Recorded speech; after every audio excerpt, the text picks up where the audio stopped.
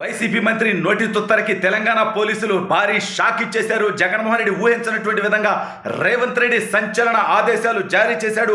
Andhra Pradesh మంత్రిపై case నమోదు చేసి అరెస్టుకు రంగం సిద్ధం చేసేశారు. అసలు ఇంతకీ ఆంధ్రప్రదేశ్ మంత్రిపై తెలంగాణలో ఎందుకు కేసు నమోదైంది, మరి ఇప్పుడు జగన్మోహన్ రెడ్డి ఏం చేయబోతా ఉన్నాడు, ఆ మంత్రి పారిపోబోతున్నాడా అనేది ఈ వీడియోలో వివరించబోయే ముందుగా ఇప్పటి వరకు మన ఛానల్ సబ్స్క్రైబ్ చేయని వాళ్ళు ఖచ్చితంగా సబ్స్క్రైబ్ చేయండి, మరో 10 మందితో చేయించండి. ఇక విషయానికి వస్తే వైసీపీలో ఉన్నటువంటి మంత్రులకి, శాసనసభ్యులకి, నాయకులకి ఉన్నటువంటి నోటి తుత్తర మనందరికీ తెలుసు. జగన్మోహన్ రెడ్డిని సంతోషపరచడానికి ఎంత నీచానికైనా దిగజారుతారు. కుటుంబంలో వాళ్ళనైనా, మహిళల గురించి అయినా నీచాతి నీచంగా తెగబడేటువంటి దౌర్భాగ్యమైనటువంటి బతుకులు వైసీపీ వాళ్ళమనేది 2 రాష్ట్రాల తెలుగు ప్రజలకే తెలుసు.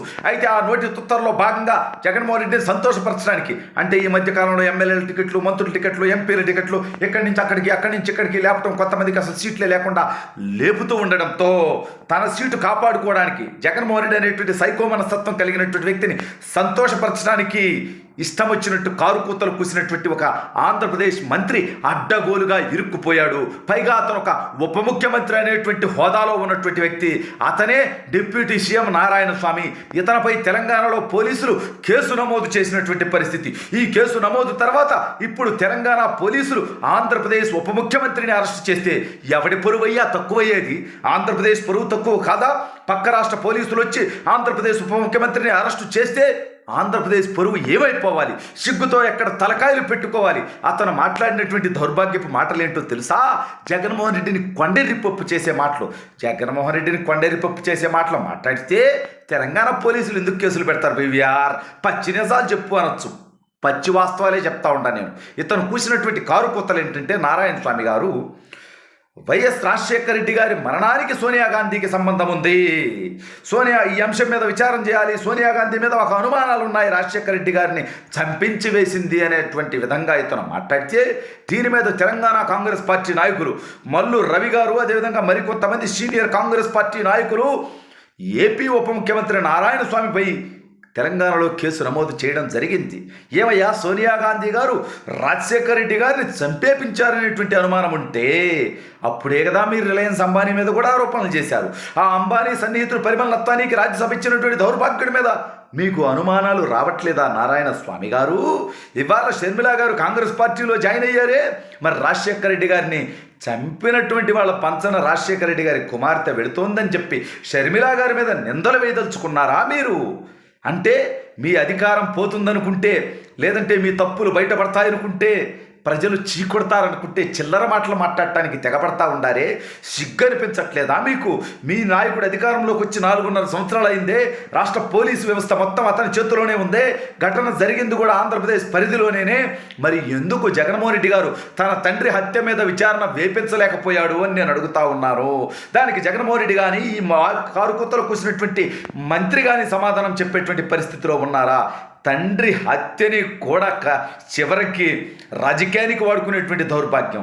శవం ఇంటికి రాకముందే ముఖ్యమంత్రి పదవి కోసం సంతకాలు పెట్టించుకున్నటువంటి దౌర్భాగ్యమైనటువంటి వ్యక్తి ఎవరనేది 2 తెలుగు రాష్ట్రాల ప్రజలకు తెలుసు. ఇవాళ సోనియా గాంధీ గారి మీద నిందేస్తారా? ఆ రోజు ఆ ఘటన తర్వాత 2014 ఎన్నికలకు ముందు కేంద్రంలో కాంగ్రెస్ పార్టీ అధికారంలో ఉన్నప్పుడు దయచేసి నా తెలుగు రాష్ట్రాల ప్రజలు ఈ విషయం తెలుసుకోవాలి, గమనించాలి, వినాలి.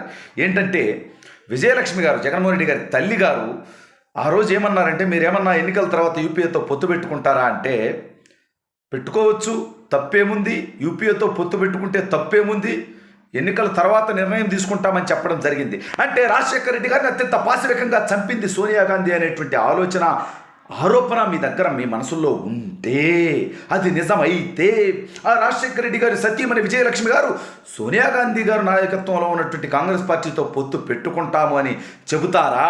అంటే రాజశేఖర రెడ్డి గారి హంతకుడితో పొత్తుకి సాక్షాత్తు రాజశేఖర రెడ్డి గారి సతీమణి, జగన్మోహన్ రెడ్డి గారి తల్లి గారు విజయలక్ష్మి గారి కూడా సిద్ధమని చెప్పి మీరు వాళ్ళ సమాజానికి మెసేజ్ ఇవ్వదలుచుకున్నారా అని చెప్పి సూటిగా ప్రశ్నిస్తా ఉన్నా. సిగ్గు లేకుండా, ఎగ్గు లేకుండా, మానవ లేకుండా, మర్యాద లేకుండా రేపొద్దున షర్మిల కాంగ్రెస్ పార్టీ నుంచి పోటీ చేస్తే కాంగ్రెస్ పార్టీకి కొన్ని ఓట్లు చీలితే ఆ ఓట్లు మీవైతే మీకు ఐరన్ రాడ్ దిగుతాదనేటువంటి ఆందోళనతో, భయంతో, పైగా నీ సీటు నువ్వు కాపాడుకోవడానికి ఎవరిని పడితే వాళ్ళని తిడితే నీకు జగన్మోహన్ రెడ్డి సీట్లు ఇస్తాడు. కాబట్టి మొన్నే కొంతమంది మాగుంట శ్రీనివాసులు రెడ్డి గారు, మానుగుంట మైదర్ రెడ్డి గారు లాంటి వ్యక్తులను మనం చూసాం. చంద్రబాబు నాయుడు గారిని, లోకేష్ గారిని, పవన్ కళ్యాణ్ గారిని తిడితే మాగుంటకి ఎంపీ సీటు, మానుగుంట మహిదర్ రెడ్డికి ఎమ్మెల్యే సీటు ఇస్తానంటే తిట్టి సీట్లు తెచ్చుకోవాల్సినటువంటి అగత్యం మాకు లేదు, ఇస్తే లేకపోతే లేదు అన్నట్టుగా నేరుగా చెప్పిన విషయం మనం అందరం విన్నాం. ఎందుకంటే ఇందులో కూడా మతలబు ఉంది, వీళ్ళు కూడా తెలుసుకోవాలి. ఎన్నికలకి చివరిలో ఎత్తిపోతల పథకం కింద ఎత్తేస్తే, లేదంటే ఎన్నికల్లో ఓడిపోయిన తర్వాత అయినా పార్టీ నుంచి వెళ్ళిపోతే, ఈ అవకాశం లేకుండా వీళ్ళతో చంద్రబాబు నాయుడు గారిని, లోకేష్ గారిని, పవన్ కళ్యాణ్ గారిని తిట్టిస్తే అక్కడ కార్యకర్తలు ఆ తర్వాత వీళ్ళని అంగీకరించరు. కాబట్టి వీళ్ళు ఎటు పోకుండా తన ఘాటికాడ కట్టేసుకునేటువంటి దౌర్భాగ్యమైనటువంటి ఆలోచనతో జగన్మోహన్ రెడ్డి గారు ఈ రకమైనటువంటి ప్రయత్నాలు చేస్తూ ఉన్నారు. ఇప్పుడు తెలంగాణ పోలీసులు ఏదైతే కేసు నమోదు చేశారో ఈ డిప్యూటీ సీఎం నారాయణ స్వామి సోనియా గాంధీ గారి మీద కూసినటువంటి కారు కూతల గురించి, ఇప్పుడు తెలంగాణ పోలీసులు ఆంధ్ర మంత్రిని అరెస్టు చేస్తే ఎవడికంటే పరువు తక్కువ?